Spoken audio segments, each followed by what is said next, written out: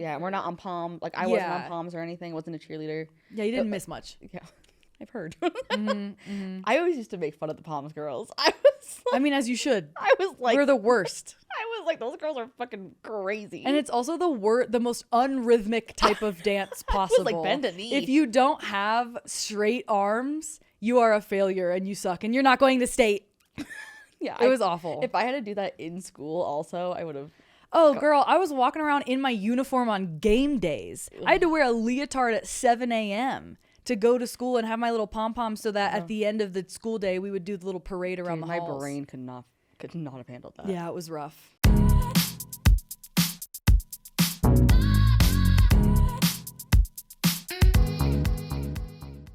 Welcome back to another episode of My Body, My Jokes. This is comedian Morgan Gallo, and I'm coming to you live from Denver. You already knew that. We're in Dude IDK Studios. And today I have a very, very special guest, someone that I've known for a very long time, someone that I grew up dancing with, someone that I've recently connected again with. We love adult friends. Welcome my retired dancer, friend of the pod, childhood superstar, Marissa Rincon. Hello. I know, right? That's a hell of an intro. Yeah, thank you so much. Yeah, Appreciate I'm just going to keep going on, right? Yeah. Corporate girly, Corporate girl, clothing swap bestie, doing her best. doing her best. Corporate girl in the world doing her best. We love it. So you're here. I invited you here because your qualifications, as many people have questioned, is that we grew up dancing together in Boulder, Colorado. The hip hop capital of the the hip hop world. capital of the world, as many people know. And Marissa and I grew up doing hip hop dance at dance studios that were specifically hip hop studios. Yes. So give me a little bit of like who you are and kind of why you think that background brings you here. Okay. Explain your qualifications. My qualifications. Here's the resume. Well, I started dancing when I was like 4. And I followed the same group of like studio owners. Like, if they had a studio and they shut it down, I went to the next one. Yep. And so eventually, same thing. And so you and I'm not sure, we crossed paths in Motion Underground really young. We might have. I don't know. It's such a blur. Like all the people from Motion just went to Street My Side. dance life is like, time doesn't exist. Nope. Ages don't exist. Nope. Like it all. We were all just people. I think my brain just like put it to the back. But now we're gonna resurface it.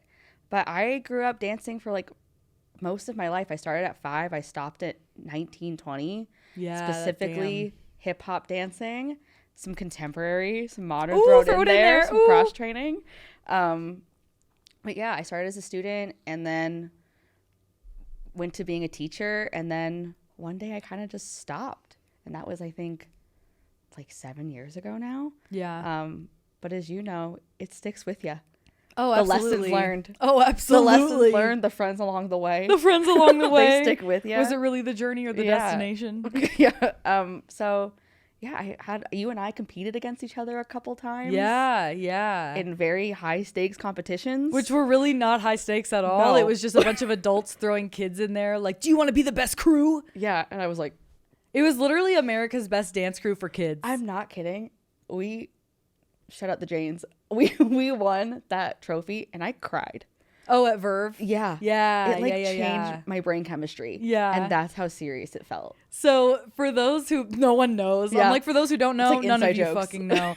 Boulder, Colorado, obviously very white, affluent town, but there was weirdly a like good scene for hip hop dance, flourishing, because there were people who had come from like places where hip hop was being, I guess, created. Like they were part of the scene decades ago and then brought it here, brought it to Denver, brought it to Boulder. Like really, like kind of people at the forefront of the movement in a way. And they all ended up in Colorado teaching hip hop dance in like a very like, because it's like cheesy.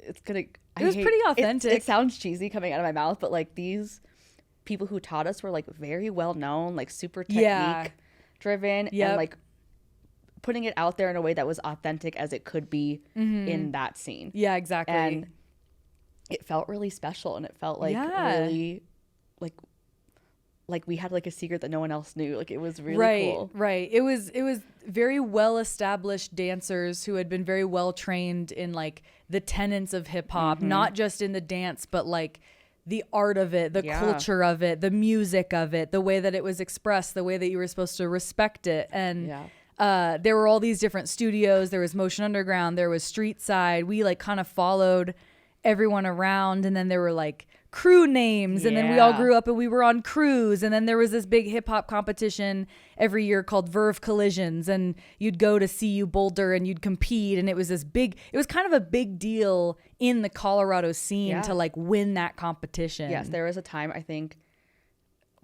back in the day where it's like, if you won that, like you were the shit. You were those bitches. Yeah, you were the shit for a year. And let me tell you, we won twice. And I was like, I think we won once and like, what is it called? Like exhibition. Yeah, because they don't let you win twice in a row. We exhibition. Yeah. And I was like, God, I'm that bitch. Yeah. Like, no, but that's exactly the vibe, right? Like they put you on this pedestal, especially because it's this weird mix of ages. So you kind of don't understand 35 and 15. Yep. Yeah. You don't understand. Like when you're young, when you're the youngest on your crew and like the people who are leading the crew are like 10 years older than you and you're winning alongside them in a big competition with other adults. You're like, oh, I am clearly the best dancer in Colorado. I think I can track that as like the highest my self-esteem's ever been. Yep. Like, like ever. Like that's peak me being like, yeah, dude. Y'all can't fuck I with was me. never on a crew that won anything, but that must have felt great. We got second a lot. We got second place a lot, which is honestly still like cool to place. To play. I don't know. When we were, oh my God, I think my crew was like, second is bad.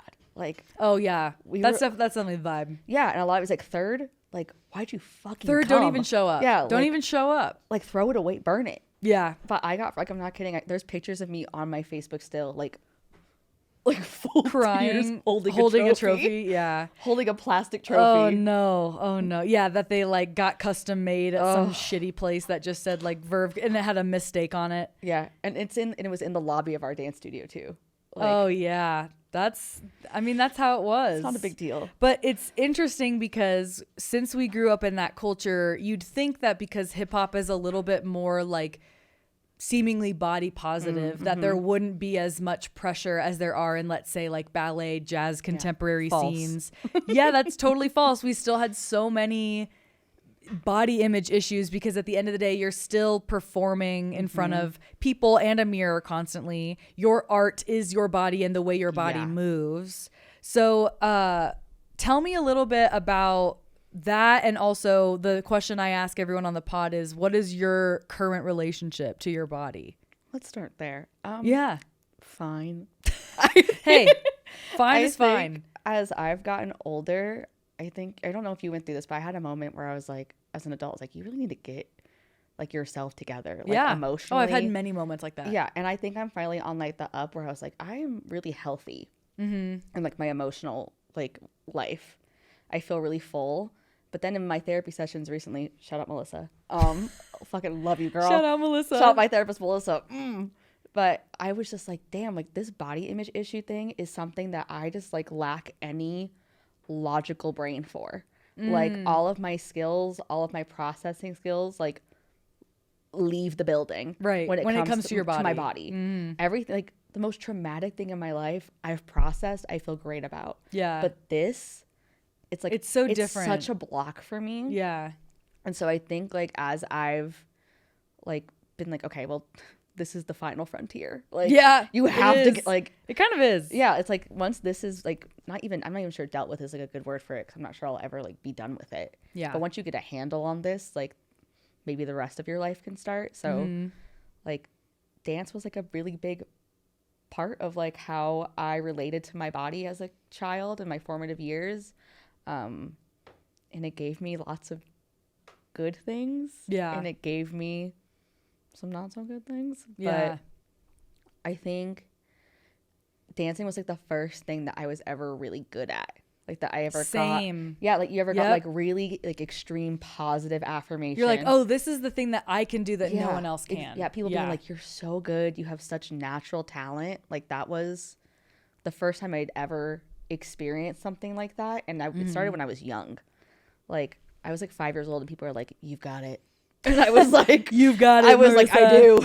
Yeah. It's mine. And that was like really like important to me, I think. I think it really, I think I maybe predisposed to having like some lower self-esteem, whether that's like from my family or like nurture or nature, like I'm not sure, but that was like super important to me to have that. And I had this thing where it was like, it was so cool for me to see that if I tried something for long enough or I trained something long enough, like I could make my body do it. Like, and that was incredible to me. Like, there was a lot of information being thrown at you by teachers about how like you are the purveyor of your abilities. Like you are, like if you want to do head spins, you can do it, but you have to put in the work. You have to be dedicated. You have to XYZ, whatever the fuck. And watching myself like perfect something or like go from like not knowing how to do it at all and then like watching yourself, I think as a kid is like super satisfying and important to like self-esteem. Like I learned that. And I also had a lot of great like female role models that came out of that. Like I met a lot of important women that like modeled like what womanhood and like being a strong woman was for me. And that was great. Not so great. It's like a mix. It's like a mix of things. Cause it's that strong womanhood in the way of like, we're here to do what we want to do. We're going to work hard at it. We're going to represent for women. But at the same time, because it is dance and because it is competitive at the end of the day, it's like, who am I comparing myself to? Who do I want to grow up to be? And how do they act? Who are they as a person versus who are they as a dancer? Yeah. It's a very tricky thing to deal with. Certainly. And like, I think, like I said, those are all the positive things it gave me. Like, I can't sit here and be like, dance fucked up my insight. Like, because yes and like no.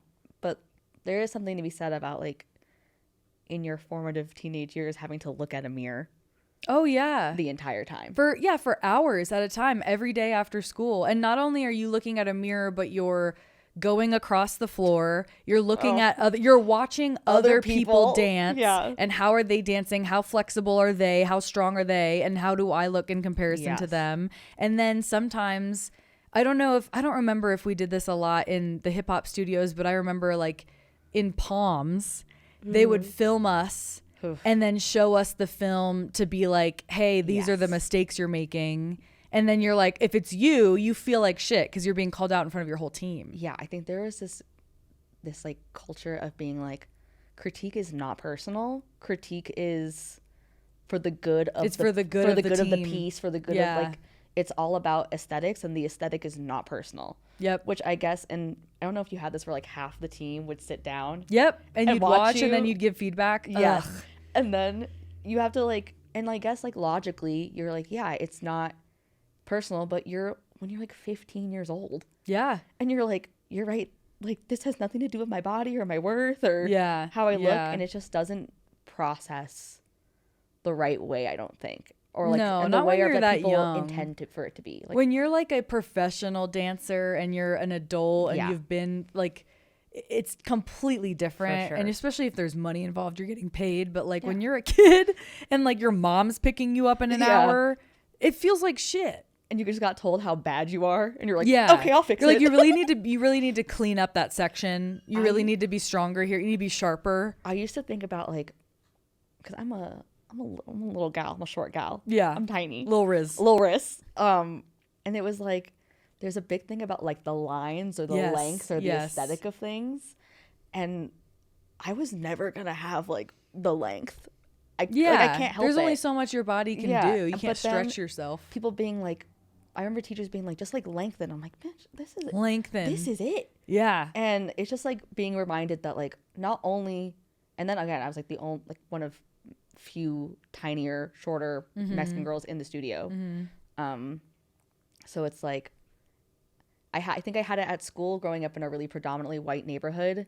And then it's like I already felt othered because I was shorter, browner, thicker than my friends. And then I would come to dance, which was simultaneously somewhere I felt like so safe and like I was so talented, but then like getting these same critiques about my body that I already felt was like affirming. Like, oh, like that is something that's wrong with me, because not only do I notice it at school, it's fucking with the aesthetic of the piece. Right. Yeah. It's almost like you can't take it personally because it's supposed to be for the aesthetic of the piece, but you're like, well, how am I not supposed to take it personally if it's me, if I'm the problem? If I'm the issue. Yeah. Or, when people would, in like routines, like you have a formation like where everybody stands and then being like, Marissa is fucking up this formation because she's so tiny. Like, we don't know where to put her. You're like, I have to be front and center the whole time. Sorry. I was like, not a big deal. Yeah. Sorry, I can't fix that. Yeah. I'll really be better. So you brought this up, which I think is important because this is like kind of how we'll move into our topic today, which is going to touch on a lot of like how whiteness tends to take over certain cultures, which ultimately takes over like our beauty standards, the Eurocentricity of it all. That's a good how word. Eurocentricity. I don't know if that's even a word, but I like said it. I did say it. There's a lot of syllables, so it sounded good. Boulder is a super white place, and I've said this many times on the pod. Like it is what it is. Yeah. Like there's white people aren't inherently bad. We have a lot of fucked up shit to make up for. But it was interesting being a white kid or seemingly white kid. I mean, I'm Latina, but I don't look Latina, so I don't really like say that a lot. Yeah. But in the culture of Boulder, having this like hip hop community, but it being predominantly white was really interesting because we were being taught the genuine like tenets of hip hop, the culture of it, the history of it, but we also at the same time were kind of like taking it over in a very different way. What do you think about that as a woman of color? Like, how did that affect you growing up? I think it was interesting because, like, even like being a woman of color, like hip hop is a thing of the Black community, right? So there wasn't even a lot of Black people. Yeah, there really wasn't. The only Black people were the people teaching us. Yeah. And like I said, I think it came from like a genuine place, but it loses. I think there's something to be said about it coming from a genuine place and then being filtered through maybe a community it's not meant for. Yeah. Like, like hip hop, the tenets of hip hop, like emceeing, not me spewing out my knowledge. No, do it. emceeing, graffiti, like breaking, like all these things come from like a need from a community at a time where like this was a really important thing to like combat like violence or, like, you know. It was self-expression in its purest form. Yeah. When it like that's the original like source of hip hop. And then when you try to like filter it through the lens of Boulder, Colorado, maybe things get lost. White kids who are literally eating a bag of granola on the way home. Yeah. Like maybe things get a little iffy there. You know, maybe things lose its like it's like what makes it special. Yeah. And then like also it's like it almost felt like maybe like a cosplaying of the culture, like watching kids cosplaying. Yes. Yeah. Watching kids like break or like do all these things that come from it was just wear the garb. Oh, you know what I mean? God. Like wear like really overcompensate for their whiteness by the hats, the shorts, the socks. Like it was all of the shoes, the shoe game. Yeah, the shoe game. But yeah, it was like almost like people trying on something and seeing if it fit. Like, and people can love the culture, people can love dancing. But yeah, I think it's like a little. Things get lost in translation, even if it's like with good intention. Absolutely. And like I said, it was just interesting being like a brown girl where you're like, maybe this is where I can like really express myself or like find some community in other people of color. And then being like, and yet I still feel othered. Like I'm still the brownest. I'm still the darkest. I'm still the smallest. I'm still like like our peers are lean and long and white and blonde, very different, and their bodies move differently. Oh my God, I think I was trying to get this trick down once, I forget what it was, and I think I had a teacher being like, just do it the way, and I was like, she's got fucking 5 inches on me. Completely different body, completely different center of gravity. What are you talking about? And it's just like I just like knew I was never gonna look like those girls, so I overcompensated by like being the best. I was working like, harder now. Like I'm always going to be the one called out in class. I'm always going to be the example. And it's like dancing like simultaneously was like my manifesto and like also like my demise and like my great love. It was like everything to me. It's really hard to not get sucked into that culture, and it's really weird because like thinking about your experience and kind of my experience was like you really stayed within that culture, those studios through adulthood or through the beginning of adulthood. Whereas I got to be like 13 years old and I got all upset about not making a different crew. We like had auditions every year and you got moved up or you stayed in the same level, which really fucking bothered me. And I quit and I ended up going into a different style of dance, which was Poms, which is like a high school, like, you know, dance team type of thing. And I remember that when I was at Streetside, when I was doing hip hop, like I felt fine about my body. I actually didn't feel any way about it. I just felt like I was a good dancer and I didn't really think about weight as a concept. And then it wasn't until I started kind of moving into like this territory of I want to do a different type of dance. And I did like I did like track for a year and then I got back into dance.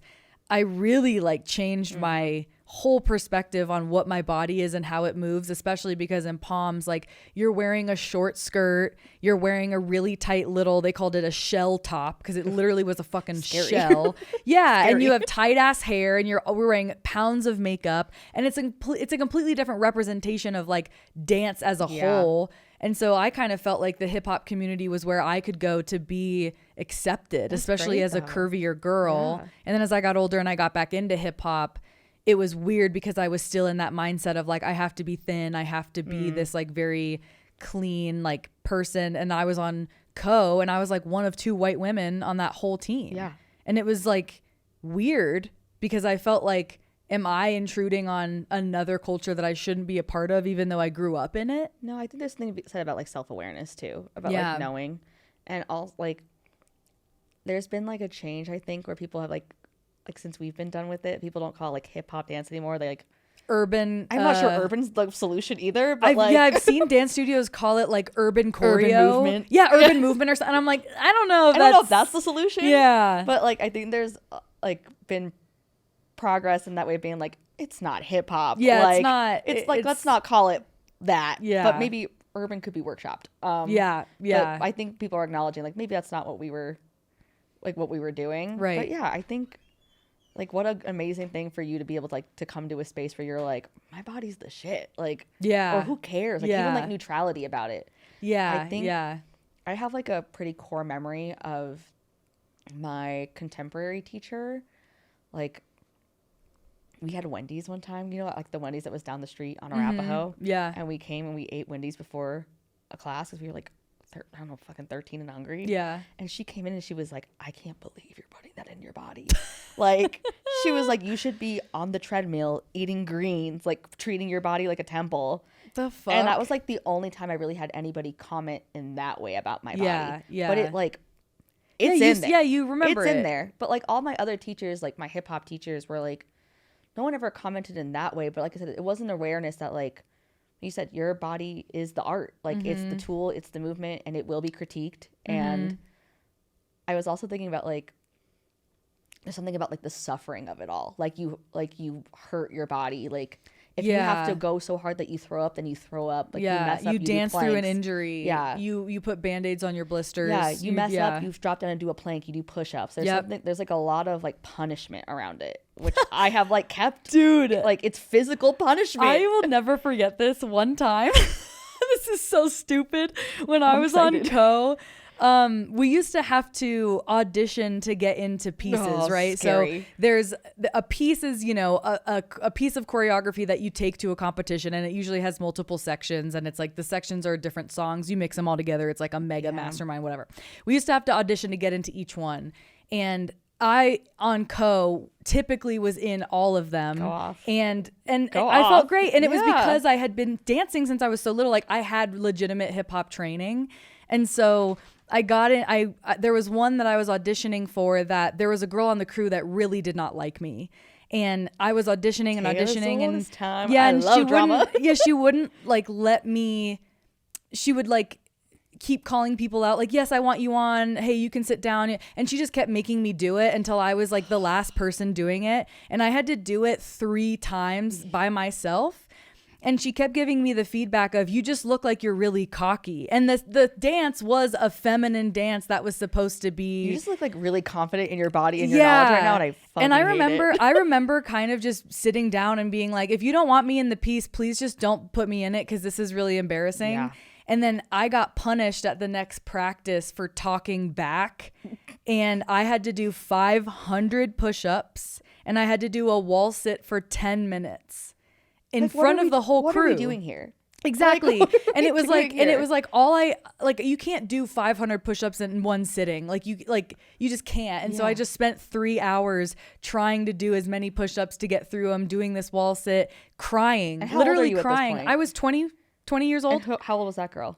Probably like 24. Yeah, it's like we're two adults. And the the director of the crew was probably in her late 20s, maybe early 30s. Yeah, it's like, and at the time it seemed like a legitimate punishment because it's like, we're a crew, we need to be a family, you need to not talk back. But then I was kind of like, well, then why am I being punished if she was the one? But it's like, that's the dance community. What are we doing? Yeah, why am I being punished? And you know what's funny? Is she chose another girl to be in the piece and she wasn't as good at it. So 3 days before the competition, I replaced her. Sounds about right. Isn't that hilarious? But I'm saying but that started that starts little. Yeah, that starts little. Being that piece looked really bad. Give me a plank, or you didn't. It's where are your facials? Yeah, go do a wall sit. Where are your expressions? It's all this and like I said, I'm not saying people did it on purpose or that instructors knew what they were doing. No, because I took that into when I was teaching too. That's how I taught my classes because that's what I knew. Yep. And now looking back, I wish I wouldn't have done that. Right. But it almost instills this thing that we're you suffer for your body. You suffer for your art. You suffer for perfection. Perfection comes with breaking yourself down. And I've me and my therapist have been talking about treating exercise or movement as not a punishment, but that's a mindset that I've had for a long time. It's really hard to get rid of. That you do something, if I've eaten something or I haven't moved in a while, then you make up for it. Yep. And you punish yourself for it. Yep. And that's something I definitely got from dancing. Yep. And had to deprogram that a little bit. Yeah, I still think about that when I go to dance sometimes. You know how when you're let's say you're doing groups and you're one of the groups that's off, they you can't lean against the wall. You're not supposed to sit down. You're not supposed to. Yeah, you're not you're not supposed to do any of that stuff, or you can't lean against the mirror. You can't do any of that stuff. You can't rest. You're not allowed to rest. Specific rules. Yeah, and I go into dance now and I'm like, I'm not fucking being watched by anyone. I can sit down for a second if I'm tired. I can decide not to do the piece right now if I need to take a break and get some water. I'm an adult. But like I said, when you're a mushy brain teenager, you're hard. This is all I want to do. I'm going to be perfect. Yeah. I'm not going to cross my arms. It takes over your brain. And I don't think I really transitioned out of dance. I just kind of stopped. And so it's not like I had time to deprogram that. It just kind of followed me into adulthood. Yeah. And it kind of fades, but not really. Yeah. And now that I look back, it feels some of it feels silly, the competition. Oh, it's and everything. Super silly. It's super silly. Walking around with Dutch braids and black lipstick and Timberland boots. I wasn't the whitest person in the room. Are you kidding me? The Dutch braid, the tight as fuck, and then the we wore scrubs. We wore black scrubs, and in a piece we pretended to be we were jailbreak dancers. I can't even get into this because I'm gonna get canceled. It was bad. It was so bad.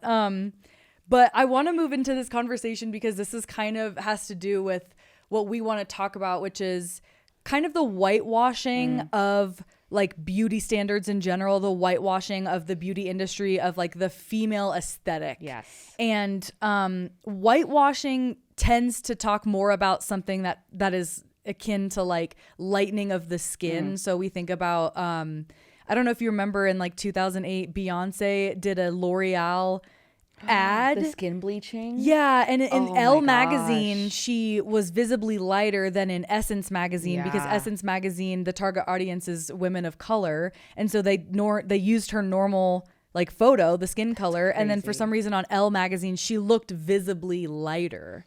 They're like, no one's ever gonna notice that. Yeah. And so it's this idea that women of color are constantly lightened to be more accepted by white women, which are at the time were considered the more target consumer audience. Yeah.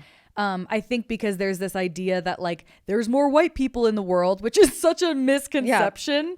It's insane. And especially in the United States of America, we're gonna like white people are gonna be the minority soon, and honestly, thank God. Only like, getting browner, only getting browner, only getting blacker. Yeah, and only getting delicious or tastier. That probably should have been the word.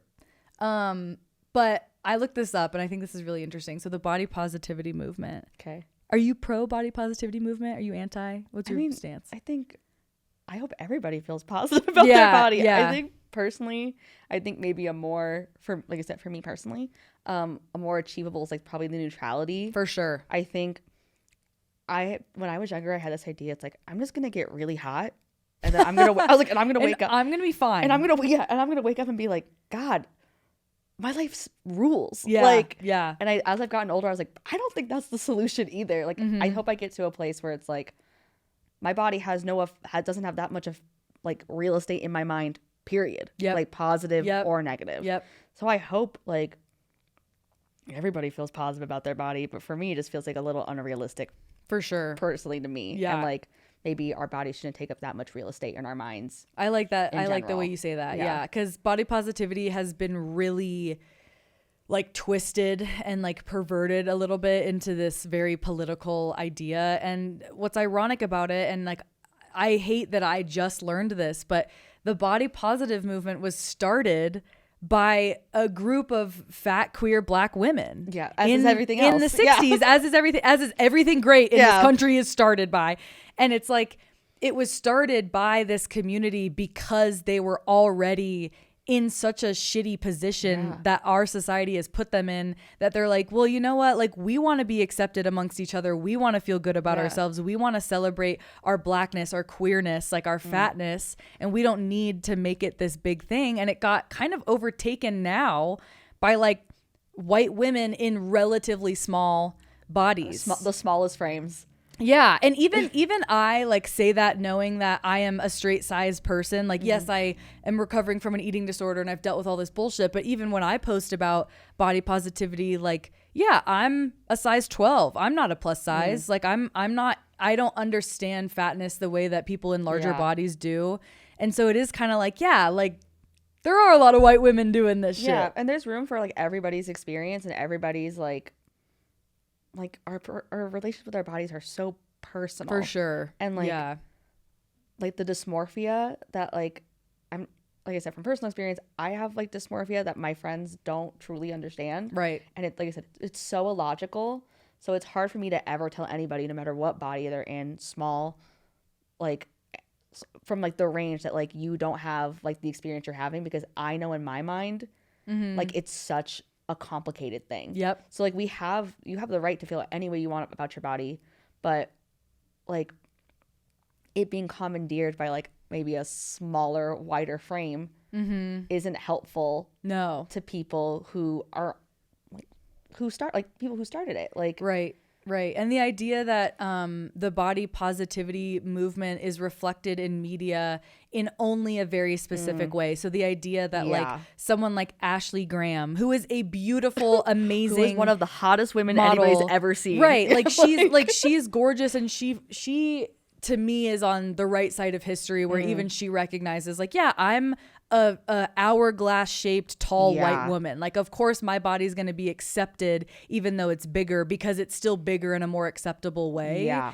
The idea that like we see all these brands saying that they're inclusive and that they want to like promote diversity, and they use all these buzzwords, but they're still really only using female models that still have like a defined jawline, even if they're in a larger body or an hourglass shape or, you know what I mean? Like certain proportions. Yeah, the cross-sectionality I think is a little lost. Like, where there's only like a very cis female version of body positivity being shown. Anything else is maybe like unpalatable for people. But like, right. Yeah. But it's like what's actually happening in the world, you know? Like, and there's like so many people who don't look like that. And we already know that models represent like 0.01% of the population. But now it's even more ironic that we're doing this thing where we're like so inclusive, but you're like, well, kind of. You're really only including like a certain type of person. I also kind of was looking at this idea online about how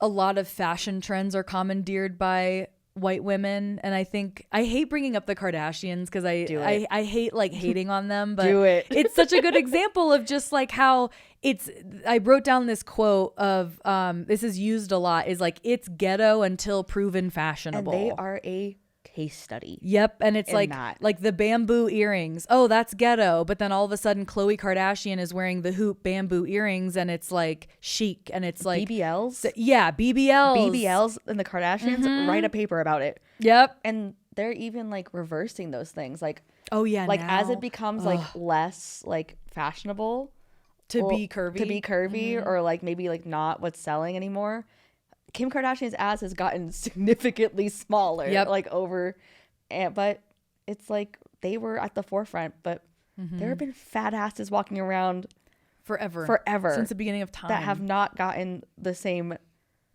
attention, enthusiasm, as like the Kardashians. But when they presented on them, it's fine. And it's almost like they get like a pass because they are Armenian, they are like ethnic looking, but don't really have. I don't know them personally, so I don't know what their cultures and customs are. Yeah, sorry, Kim, but like they obviously like somehow are given a pass because they are like a little bit ethnically ambiguous. Yeah, like they're Armenian, and so they're like darker skin. They have black hair. Like they aren't like as white as they could be, but it's like they're still taking these things. Like, do you remember when Khloe Kardashian did the Bantu knots in her hair, which is like so funny because it's a protective style for like 4C hair patterns, I believe. And so it's like, that's, if you have white hair, it's gonna fuck up your hair. I think of like baby hairs, like the fashionable the gelling down of the baby hairs that don't exist. I was watching a Netflix documentary about these like younger girls in like jails, like young. Why can't I think of juvenile detention centers? Juvenile, yeah. I was like young people jail.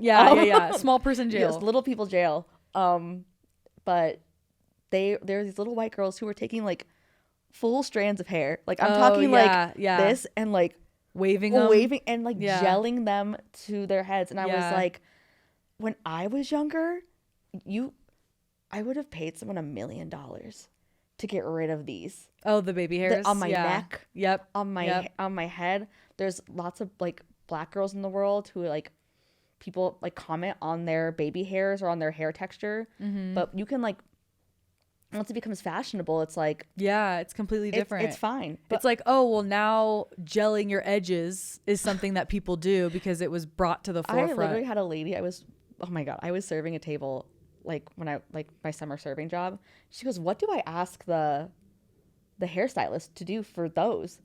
I was like, what? Do you even have them? I was like, these are just my head attached to my head. Yeah, what? And I was like, oh, these are just like my baby hairs. And she was like, how do you get them? I was like, how do you get them? I was like, I'm a hairy Latin girl. So like, what does that mean? Like, it's just this thing where people just like have such ignorance, but until it's like fashionable and they want to take it and like put it on them. Right. And it's like, well, like I guess I appreciate the enthusiasm and the compliment, but it's like not, it's like a compliment but not a compliment. Yeah, and it's like the same thing. It's like Kim Kardashian wears, Khloe Kardashian wears like Bantu knots. People are like, those are sick, and it's like, what? It's like, what do you like? Those have been existed around for and they're a part of a culture that you don't belong to. So why would you? Yeah, it's gray. Yeah, gray area there. Yeah. And you know what it makes me think of, like going back to the conversation about dance, is how the idea of like, I feel like,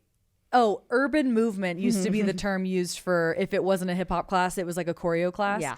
And I think about the idea that like a lot of choreography that categorizes itself as hip hop, that's used in these like competitions, in places that hip hop is like trying to be represented but might be a little misconstrued, is like movement that works with white bodies. And a lot of the time, like they're like the way that they use their hips, the way that they use you know what I mean? Like it doesn't match where hip hop comes from, which is a very grounded, very like rhythmic, like you're using your hips, you're using your knees, you know what I mean? Like I just thought about that because I thought about like a lot of our peers and like the people we grew up with who are white, who kind of took over this really like sharp, hard hitting choreo. But it's like, that's not at all what hip hop came from. I feel like hip hop and choreography are like oxymorons almost. Yeah, like, exactly. Like hip hop is like a freestyle. Yeah, like ciphering, movement, like ciphering, breaking, like, you know, it's that. So to put that together with like choreography and like trying to make it rigid or make it like, for sure there are like techniques, like styles in hip hop, like popping, there's like and party locking, grooves, there's popping, there's locking, house, there's like specific moves, there's technique to it, but kind of like being like, and now we shall put all these moves into a sequence to a Lady Gaga song, to a Sabrina Carpenter song. Having like it's just like, that's kind of an oxymoron in itself. Like I said, so I appreciate people being like, it's not hip hop, so let's not call it hip hop choreography. Right. Like I said, urban movement we could workshop. But yeah, like, urban movement. I remember that term being used a lot in like the late like 2010s. I don't know if I've seen it lately. I just like, I'm so tapped out of like the dance community, so like apologies if I'm speaking out of line in general, but like I just like don't, I'm interested to see what people are like calling it now. Yeah, I don't, from the classes I've seen, like, I mean, I go to a class every week with Nico and it's called Femme Choreo, which is like accurate. I think is great. And then there's like there are classes called hip hop. I've never been to them, so I don't know if it's like a hip hop class where you're learning grooves and stuff, or if it's choreo. Yeah, like a hip hop fundamentals class is so different than a hip hop choreography class. Yeah, because there are fundamentals. Like, there are things that have been here for decades that you.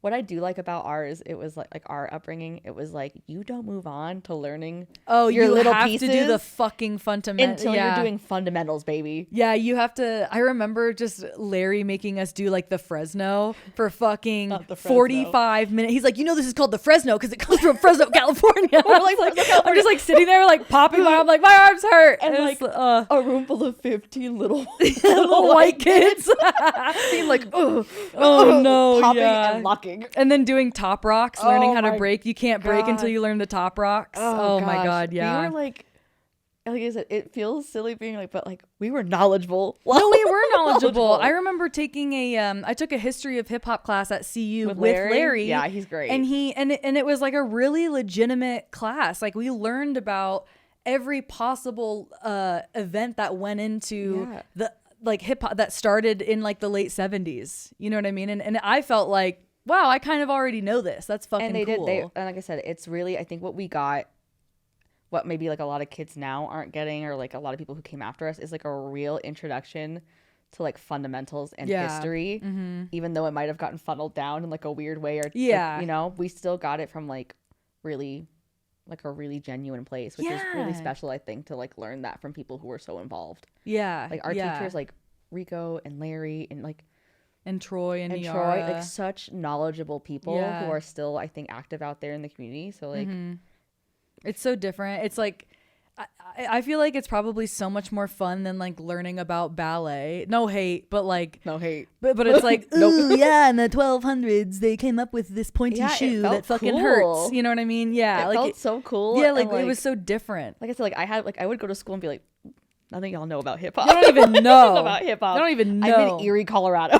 Oh yeah. None of y'all know about hip hop. I'm like going to like Platt Middle School. In like next to a big lake in Boulder. I'm like, you guys don't even know anything. You'll check the sneakers. It's have you seen my high top Nikes? These are for real. Ankle support. Oh God.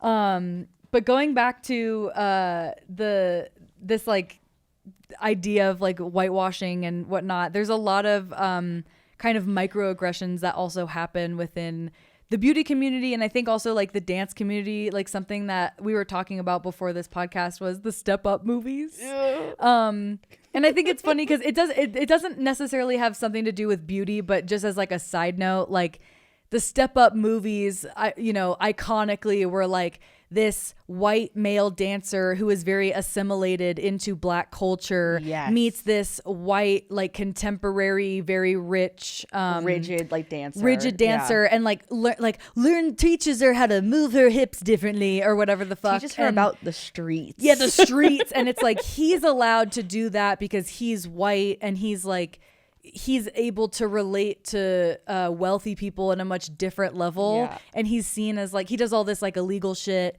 And it's like, he's seen as a delinquent, but he's not seen as a criminal. Whereas if he were black, he'd bridge seen... between like the two worlds. Yes. And also, yeah. And it's like the auxiliary characters are black. Like Nora's friend is black. His friend is black. Yeah. And they're the ones that are like the opposite ends of the spectrum where there's like the black kind of like poor. How strategic of them to be like, we're going to have two different kinds of black people. Yeah. We're going to have the wealthy ones. Yeah. We're going to have the really artsy DJ dancer ones. And then we're going to have the guy that owns a gun. It's like, what? Like we've covered all our bases here. Yeah. And it's funny because I fucking loved that movie growing up. And I thought it was like, that was like my Bible. I was like, my goal, I'm going to be in one of those movies. Yeah. I was like, Channing Tatum knows exactly what he's doing. He changed my brain chemistry. Yep. I was like, he was a great dancer. Incredible. He was a great dancer. But it is kind of funny looking back on that and being like, oh yeah, wow, this really showed how like whiteness was put on this pedestal in a culture where whiteness isn't really like part of the conversation ever. Yeah, and it's not that it's like bad to be white, but it is kind of like, well, would that movie be what it is if it were two black characters? No, you're right. And sometimes you're a guest in a culture. And and that's okay. And that's literally fine. Yeah. That's also a special experience in itself. Mm-hmm. But you're right. If it wasn't like two like very hot, attractive white people, like would people even like Moose, that character, also like that could have easily been like a black or brown character. Absolutely. Like, not saying nothing, like that actor and dancer is so talented. Yeah, he killed it. But there's tons of representation that could have happened. Mm-hmm. But that's kind of what bought like that kind of dancing to like mainstream or to make it cool or popular. Like whenever I talked about like my dancing, because we weren't competition dancers like classical competition dancers, like dance mom competitions, and we weren't poms, we were studio dancers. But so when people ask me what kind of dance I did, I'd be like, Step Up.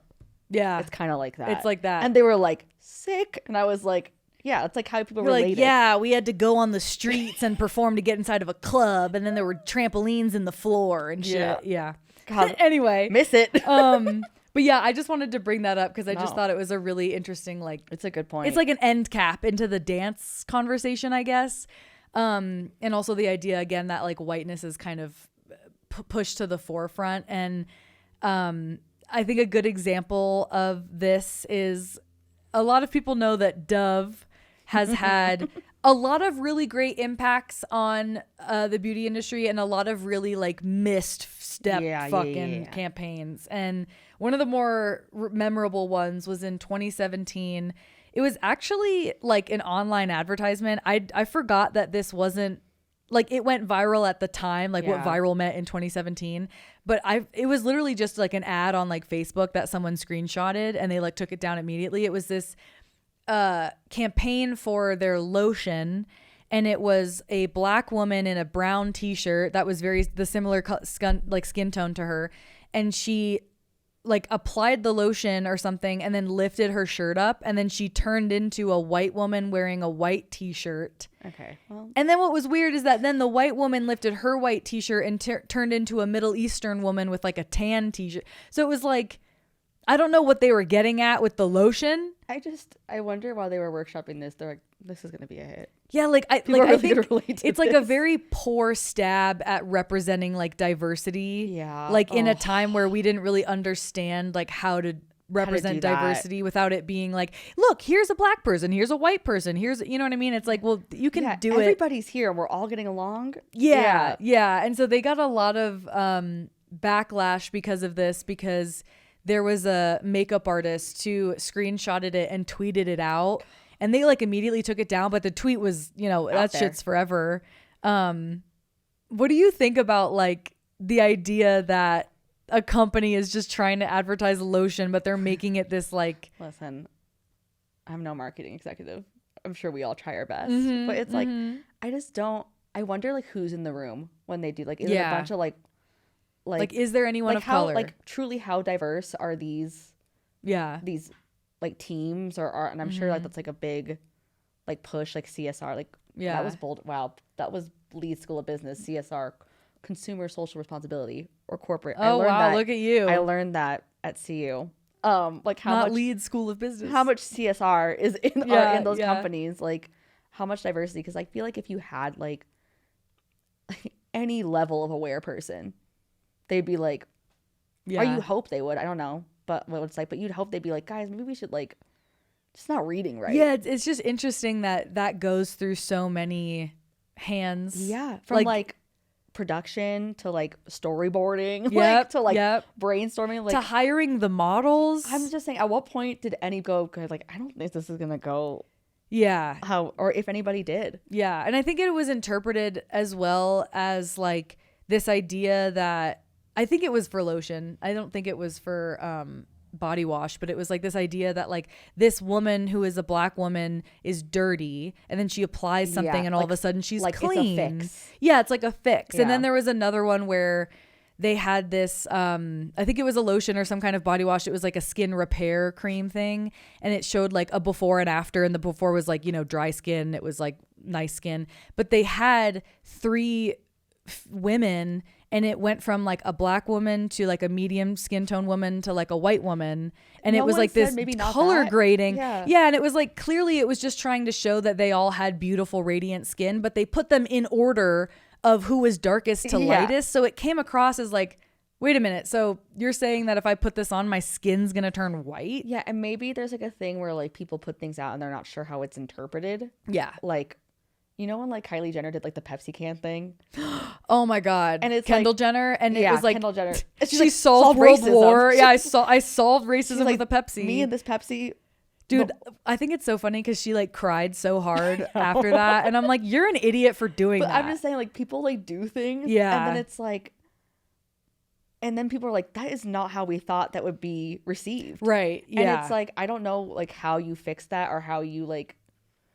But it feels like obvious fix. I don't know. It feels really obvious like when you're looking at it. And then as someone who worked in like social media, like I dealt with a lot of like weird, not campaigns, but situations where sometimes you'd put something out and it would be interpreted differently. Yeah. It's kind of like sometimes you don't understand that people aren't going to give brands or big corporations the benefit of the doubt because they don't understand that sometimes the people behind them are like interns. Like interns are running their social media channels. Sometimes like a junior marketing executive is the one coming up with ads, and it's like a 25-year-old. And like, so it's like sometimes like they make mistakes because they're early on in their career, but then it's like put on the whole corporation because obviously it's like, well, you have this whole supply chain of fucking people. You have all these resources to make sure things like this don't happen. Like you have all these adults. What are you doing? But I am curious to know kind of like in general, what has been your kind of biggest maybe frustration or experience with like whitewashing in general of like beauty standards? And as a woman of color, how do you kind of like meet that and say to yourself, like, I'm going to be who I am? Yeah, I think that's been like a big therapy topic for me right now. Oh, that's interesting. Yeah, you were really, get out of my head. Yeah, sorry. I'm all, how much does Melissa get paid an hour? That's confidential. Yeah, I'll get it. Yeah. Pay me it. I'll get you we'll get lunch. I'll buy you lunch for this one. But I think growing up in such like a white area, like take Boulder, Erie's whiter. Yeah, Erie's super white. Which is impressive to be that very way. Impressive. So I just grew up thinking like, God, I am like so, this is sad, but it's true, like so ugly. Like compared to my peers. Like I'm so ugly. And like, I'll never look like that. And I think like, I don't know how to say this. Like, I'm not sure what could have fixed that, honestly. Like what resources could have been, but I wish there was something. Did you feel like you had a support system? Like I don't know what your relationship with your family was like, but did you have any women that were kind of like role models for you in that way? I really do think dance like served as like a really safe place for me, like somewhere where I could take like, I was not getting the attention. I was like, I wanted from boys at school. I did not feel pretty at school, but at dance, I felt like the bitch because I was good at it. So it really did serve me. Like it served me so well in that way. And I think my family, like my mom was also like a little brown girl in the world who moved to Boulder when she was younger. And she like, now that we're older and we're talking, like she felt the same way I did. Yeah. So it's like she didn't have the tools either. Yeah. I think this is such a sad memory, but like I think it's like telling, like generationally. Like I remember my mom caught me brushing my teeth in the dark because she was like, "What the fuck are you doing?" And I was like, "I just don't want to look at myself." And I was like 12, and she was like, didn't know what to do with it. She was like, don't be fucking weird, like basically. Oh yeah. And her response was like, "That's it, no more America's Next Top Model." Like she was like, hey, I mean, and that was like her, like that was her trying her best. Like I don't think like, and I'm sure like my grandma, like she didn't have the support from my grandma because my grandma felt the same way. Right. I think it's just like, if I would have had like some sort of like representation or some sort of like, I don't know, I really do think, I'm not sure like what that tangent was about, but I really do think like dance was that for me. Like that's really cool. Like taught me that I was like pretty. And also as I've gotten older, like learning that like my body is not my main affirmation. Like I have a lot of other things. Like dude. I have like great friends, great family, a great job. I take care of myself. Yeah. Like sometimes that doesn't have to be.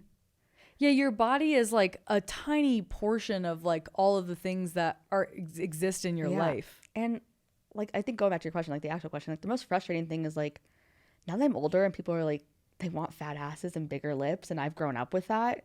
It's like it's so fucking why annoying. Wasn't that cool when I was younger? It's so fucking annoying to feel like you grew up in a body that was going to be hot in 10 years, but you had to go through that bullshit in your most formative years of being taught that you were fat or unlovable or ugly or not, you know, thin enough. Yeah. It's like, now that I'm older, people are like, you have great eyebrows and great lips and like all these things. I'm like, well, 12-year-old me would have killed to have this be cool. But that would have changed my life if someone would have been like, you're like so, and again it's like a physical affirmation that would probably not healthy in either way, but like if someone would have been like, you're so beautiful like this, like just one time, I would have been like sick. Like that would have saved me so much. Nothing is more soul crushing than being told that you have a pretty face. You know what I mean? Or, like because what they're not saying is like, yeah, your face is the only pretty part about you. Yeah. Or even like people are like, you're so funny. Yeah. I'm like, you have such a great personality. God, you make me laugh. I will never forget one time I was in high school and my friend had an older brother that was like a very popular kind of like hot guy. And I just wanted to know if he thought that I was pretty. And so I asked her. I don't know why I asked her because I knew it was not going to be a good answer. No, she just literally goes, he thinks that you have a really pretty face. And I was just like, okay, wow, like that fucking hurts because I know that he's trying to be nice. Me. Yeah. Like, oh my God. It's so fucking I didn't get asked to prom like my junior year and I was like having a mental breakdown about it. And my mom was like, what is wrong? I was like, nobody thinks I'm pretty enough to go to prom. Like, it was like such like, it's just so crazy how like, but all like my thin white friends had boyfriends, were being asked to prom. Like it was, and those are still like my best friends to this day. Like, and they are baddies. Like, my friends are fucking hot. Yeah. And it has nothing to do with them because they are gorgeous. But like being the only little one, it's like, it was just like a weird experience that I've had to really unpack. And I wish I would have been like, I don't know. I'm not sure even like what the solution is like to that. Like, I think kids, it's what you give, like what do you do? But I think maybe like if I have like kids or one day, I think now I have like the tools to like or the experience to be able to be like, hey, your body isn't everything. Yeah, my mom was just like, dude, me too. Like, you're sad, I'm sad. Yeah, you're sad, I'm sad. I think something frustrating for a lot of women who are curvier and who grew up curvier is that like their bodies aren't really ever seen as just bodies. They were either seen as like, you're too fat, you're not thin enough, you're ugly. And now it's like, oh, you're only a sexual being. Bro. Because that's something I deal with a lot where I feel like I post comedy videos online and like I don't dress in my opinion, I don't dress particularly like sexy on stage. There might be a day where I wear like a low cut top or whatever. How dare you? But I know, right? But like I'll wear like a sports bra and like a t-shirt and jeans, and I get comments about my body all the time. Let me live. And it confuses me because in my opinion, I'm like, well, I don't feel that way, and I don't look particularly like sexy right there. So why are you interpreting my body that way? Whereas if I was maybe a little bit bigger, or if I was like thin and didn't have the curves, it would just be like, oh, that's just a female comedian. I think girls who grew up like that too have that young. Yeah. Like noticing that certain people, men, find your young body that it confuses you so much. Yeah. Very attractive. Because you are found as a very like sexual being. Yeah, when you're young. By older men, but by boys your age, you're seen as gross.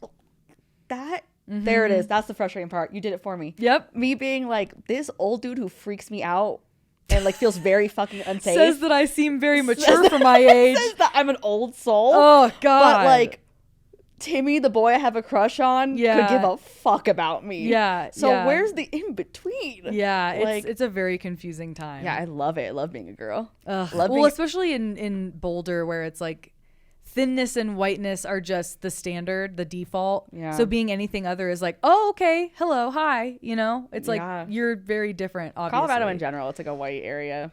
Like a white area of the world, but isn't it cool to be like a bad bitch? You know what I mean? In a scene like this, like, isn't it cool to be so different? Yeah, I feel so amazing. Different. yeah. I feel like that bitch every day. No, like I said, I had a friend one time. I told you about this. She was like, "Do you ever just wake up and think these bitches can't stand me?" And I was like, not once. I was like, name bitches. Yeah, name bitches. And not once. And what can they not stand? What can about me? I purposely stay out of the way because I am like a little brown girl in the world who's like kind of scared of being perceived. So yeah, being perceived is the worst. So I can confidently say, no, I never wake up and think these bitches cannot stand me. There are times though, and hopefully you have this too, where I think I'm actually kind of happy, even though I struggle with it. Like, I'm actually kind of happy to have like a body that represents like my family and like my, you know what I mean? Like, really? Well, because like my nana and my nono and my like the Argentinian side of my family is very like full figured, strong ass women. Yeah. And sometimes I look at that and I'm like, okay, like that's where I come from. Yeah. Like that's who I am. I've been feeling that a lot lately, where it's just like, God, like I love being like of Mexican descent. I love being brown. Yeah. I love my nose and I love my face and I love like the curves. I have that every now and then where it feels like really almost like ancestral. Like this is like, this body is how I connect to those who came before me. Like I look like my grandma did when she's in Mexico. I look like my cousins. Yeah. And just because that's not here, I don't see it a lot, doesn't mean that it's not special and not beautiful. And I think almost taking myself out of it is helpful. Yeah. Like, it's not just your body. This is the body of your ancestors. Like, this is the body of your bloodline. Yeah, this is of the Mayans. Yeah, like, and that's like kind of sick when you think about it that way. It is sick. It's not. It's like fun to think of it as like, ooh, I'm not basic. That's cool. It's cool to not be basic. I'm not kidding. When I was younger, I would have like every night I was like, please let me be as pretty as my white friends. Like, please. Yeah. And now that I'm older, I'm like, nah, I like it. Like, I like it like this. Yeah. Like, this is good. I like the way I look. Yeah. I think it's like important. It's hard, but it's important to recognize that like beauty is different everywhere. And just because in the United States we're obsessed with this fucking Eurocentric ideal doesn't mean that like that is what beauty is. It just means that that's what the industry is selling us right now because they want to make money. I'm sure if we went back to like where our families are from, like we'd be like certified 10s. Like, absolutely. I'm a Zacatecas 10. Like, absolutely. You know, I'm like, I wonder if I went to Argentina, if people would be like, wow, she's beautiful, or they'd be like, she's American for sure. I honestly went to like a Mexican banda concert once. Like, I guess I don't really speak a lot of Spanish, but I like the music. My family and I will go. Yeah. And I was like, am I the belle of the ball here? Am I the baddie? I was like, people are obsessed with me right now. Like, oh my it's just God, like depending that's on hilarious. like where you are. Yeah, or exactly. Even, like I went to Miami once and this guy, like, listen, I'm not pro catcalling, but I was like, I don't like it. Well, because in Miami they appreciate like Latina women with curves and like, you know what I mean? Literally, I was like, I don't like it, but I but I heard it. I clocked it. Yeah, you just hear, like, you're just walking, you just hear culo. You're like, wait a minute, what? He was all, damn, Ma, I like the way you're shaped. I was like, how dare you? How dare you? I was like, period. But like, I don't like, I don't get that here. Yeah. No one's A-mying me here. Yeah. No, here it's like, hey, you dropped something, your smile. Okay, fuck or off. It's like, excuse me, it's me like in a coffee shop trying to get to my coffee around all the tallest, whitest people I've ever seen in my life. Yeah. Apologizing. Oh, God. But like Texas and Miami, I was like, I think maybe I'm the queen of the crop. I was like, I think maybe I'm kind of bad here. Mm-hmm. So it's just about context. And I had to remember that a lot too, you know? Yeah. Speaking of affirmations, I have an affirmation board that I make everyone sign, and it's a little beat up, but I would love for you to add yours to the collection. Do you like affirmations? Are you an affirmation person? I feel like I don't get up in the morning and like same. And I struggle with that. And like do it. It feels kind of like silly to me sometimes. It does, doesn't it? Because it's kind of like, am I talking like you're talking to yourself? You're like you are beautiful. Yeah. So I don't like do it, but I do have moments where like. When you asked me about this, like to come with an affirmation, I was like, there are things I say to like get me through it. Yeah. And on that note. Yeah, write it down. I have chosen one from RuPaul. Oh my God. Because I feel like I know what it's going to be. Mine is, I think I was struggling with two, but the one I chose is other people's opinion of me is none of my business. Hey. That is my favorite one. And I say that often. Other people's opinion of me is none of my business. Yeah. The one that I love by RuPaul is if you can't love yourself, how the hell are you gonna love anyone else? Can I get an amen? Can I get an amen? Yeah. That was my senior quote. But it wasn't like that. It just said it actually was written horribly. I wrote it as if you can't love yourself, how are you going to love anyone else? So it was like not nearly as sassy. And I also didn't know who RuPaul was. That is so funny. You're like, but I like the words. Yeah. Like I didn't even know what Drag Race was. I just was like writing another RuPaul quote I was considering was if it don't pay your bills, don't pay it no mind. But ooh, that's a good one. But as a recovering people pleaser, literally I'll go out in public and be like, other people's opinion of me is none of my business. Other people's opinion of me is none of my business. I love that. Well, is there anything that you'd like to promote to the people? You got anything to promote, Marissa?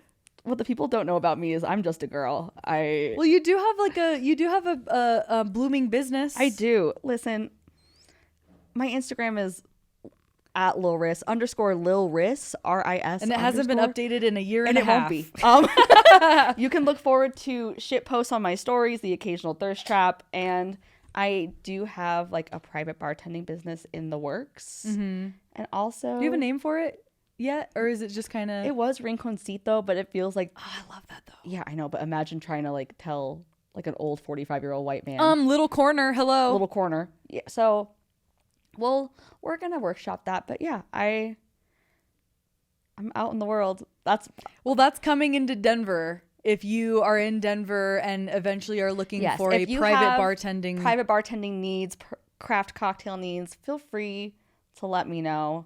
Yeah, happy to make you a drink. We'll promote it on the pod. It's like when things are happening and you want it, we'll get it out there. I really am just a girl in the world. So. Hey, and I love that. Yeah. And that's beautiful. Yeah. If you want to support the pod at all, you could always rate and review us on everything that you're listening on. Leave a comment, give a like. Everything helps.